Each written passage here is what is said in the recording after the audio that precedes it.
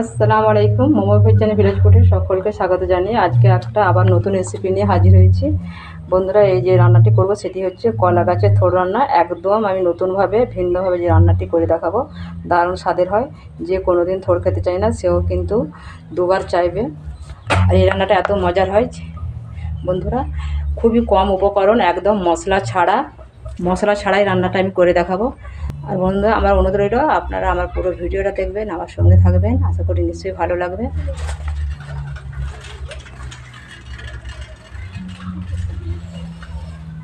তাই চলুন এবার থোড়টা আমি কীভাবে রান্না করছি দেখাবো। এবার আমি চলে যাব রান্নাশালে। আর চলে এসেছি আমি রান্নাশালে, কড়া বসিয়ে দিয়েছি। আর এই দেখুন, কলা গাছের থোড় আমি কেটে একবার জালি টালি ফেলে হলুদ পানি ডুবিয়ে রেখেছিলাম, এবার ধুয়ে নিয়েছি। তার সঙ্গে দিয়েছি ছোট্ট একটা বেগুন আর কিছু লাউ শাকের ডাঁটা আছে, এর সঙ্গে দিয়েছি। এবার কীভাবে রান্নাটা করব সেটি আপনারা পাশে থাকবেন, দেখবেন। ভালো লাগলে লাইক শেয়ার কমেন্ট করবেন। তো চলুন এবার কীভাবে রান্না করি সেটি দেখাবো। কড়া গরম হয়ে গেছে, এবার আমি সরষের তেল দিয়ে দেবো। তেলটা গরম হয়ে গেছে, এবার আমি কিছু শুকনো লঙ্কা দিয়ে দেবো।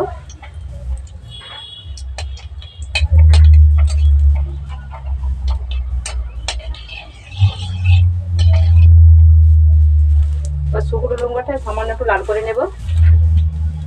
লঙ্কাটা লাল হয়ে গেছে, এবার আমি কেটে রাখা থোড়, লাল শাকের ডাঁটা, বেগুন দিয়ে দেবো।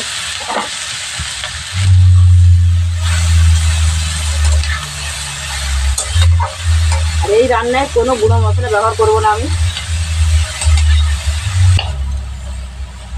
2-3 মিনিট আমি নাড়াই করে নিয়েছি। এবার এর মধ্যে দিয়ে দেবো আমি হাফ চামচকে একটু কম নুন দিয়ে দিলাম, মানে পরিমাণ মতো নুন দিয়ে দিলাম। এবার নুন দিয়ে আর একটু সামান্য নেড়ে নেব। হাফ চামচ কাঁচা জিরে বাটা দিলাম আমি।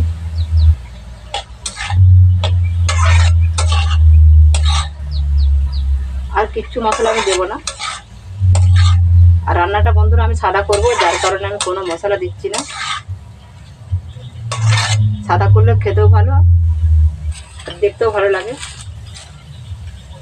থোড় রান্না কিন্তু লাল হলে দেখতে ভালো লাগে না, আর খেতেও কিন্তু ভালো লাগে না। থোড় রান্নায় যত অল্প মশলা হবে তত কিন্তু খেতে ভালো হয়। যে যেমন রান্না তাকে ঠিক সেভাবে রান্না করতে হবে, তবে রান্নার স্বাদ থাকে। বেশি নাড়াড়ি করার দরকার নেই, আমি 2-5 মিনিট নেড়ে দিয়েছি। এবার এর মধ্যে আমি পানি দিয়ে দেবো।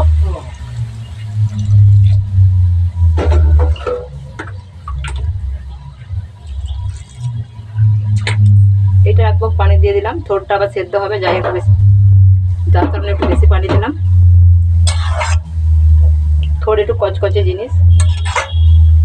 আমার স্বামী কিন্তু থোড় রান্না খায় না, কিন্তু এইভাবে রান্না করলে কিন্তু সে একবার চেটে পুটে খেয়ে নেয়। এবার এর মধ্যে ঢাকা দিয়ে সেদ্ধ করে নেব। আর বন্ধুরা, এর মধ্যে পেঁয়াজটা দেওয়া হয় না, আমি ভুলে গেছি। এই তরকারিটা ফুটছে, এর মধ্যে অল্প কিছু পেঁয়াজ দিয়ে দেবো।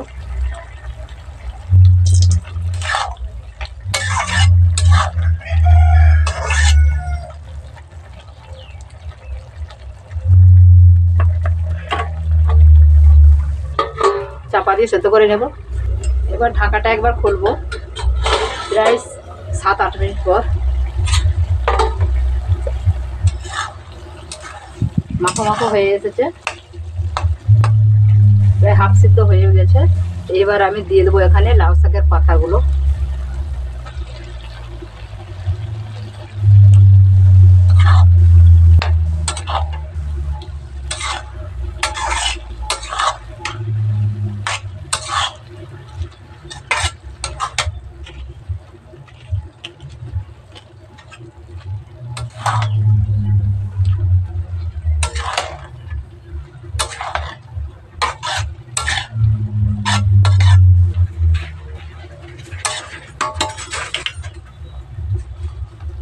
এবার একবার ঢাকা দিয়ে দেবো।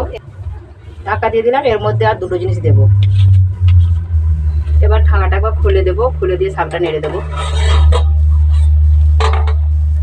শাকগুলো নেতিয়ে গেছে, এবার আমি নেড়ে দেবো। আর একবার ঢাকা দিয়ে দেবো, আবারও একবার ঢাকাটা খুলে দেবো।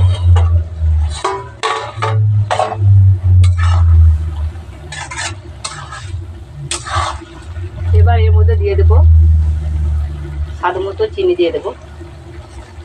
একটু চিনি দিলে তরকারির স্বাদটা একটু দারুণ হয়। ছোটো চা চামচের আমি 3 চামচ চিনি দিলাম। যে যেমন মিষ্টি খেতে পছন্দ করুন সে সেরকম দেবেন।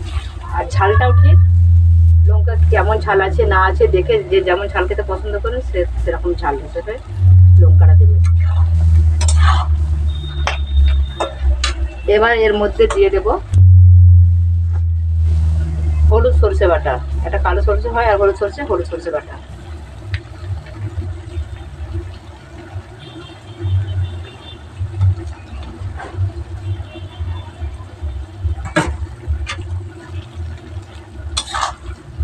দিয়ে এবার মাখিয়ে নেব পুরোটাই।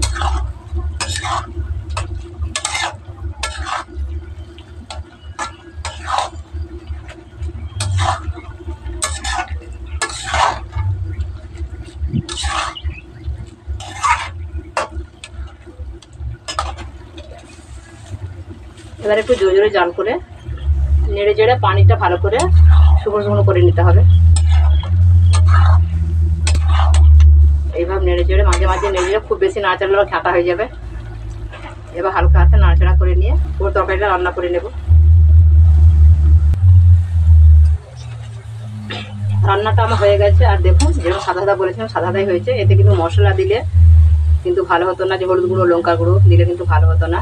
আর রান্নাটা এত মজা হয় বন্ধুরা, আমি রান্না করে ভিডিও ছাড়ছি বলে বলছি না, যে কোনোদিনও থোড় রান্না খায় না সেও কিন্তু এই থোড় রান্না দিয়ে চেটে পুটে ভাত খেয়ে নেবে। এই রান্নাটা একদম অসাধারণ, খুব দারুণ হয়। আপনারা অবশ্যই একবার বাড়িতে ট্রাই করতে পারেন।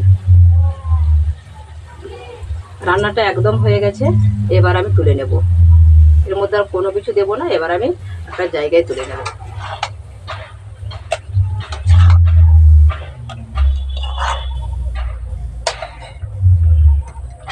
রান্নাটা আমি তুলে নিয়েছি।